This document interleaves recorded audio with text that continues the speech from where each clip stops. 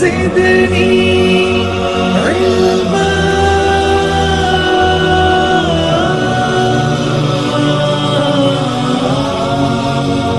کسی کے من میں آیا رفع یدین کرنا سنت ہے، اس نے وہ لکھ دیا. کسی کے من میں آیا رفع یدین کرنا مستحب ہے، اس نے وہ لکھ دیا.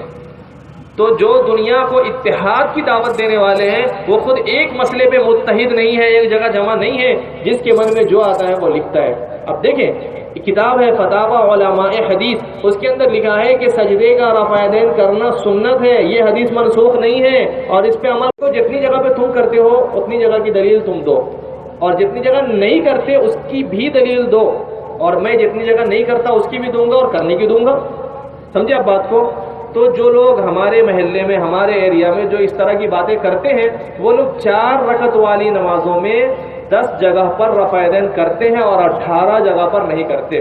یعنی جب ہر اونچ نیچ کو آپ گنیں گے، ہر اٹھک بیٹھک کو آپ گنیں گے، تو اس طرح 4 رکعت والی نمازوں میں 10 جگہ ہے، 10 مقام ہے، 10 مرتبہ یہ رفع یدین کرتے ہیں اور 18 جگہوں کے رفع یدین کو چھوڑ دیتے ہیں.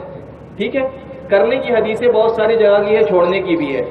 تو جس بنیاد پہ یہ لوگ 10 جگہ پہ رفع یدین کرتے ہیں اور 18 جگہ پہ نہیں کرتے ہیں، اس بنیاد کی حدیث آپ مانگ لیجئے. 4 رکعت والی نماز میں 10 جگہ رفع یدین کرنے کا ذکر ہو اور 18 جگہ رفع یدین نہ کرنے کا ذکر ہو، ویسی حدیث دو. ہم کیا کرتے ہیں؟ کتنی جگہ رفع یدین کرتے ہیں؟ ایک جگہ، اور اس کے بعد نہیں کرتے. ہم ایسی حدیث دیں گے ایک جگہ رفع یدین کرنا پھر نہیں کرنا، اور بالکل صحیح حدیث ہے. سنن نسائی میں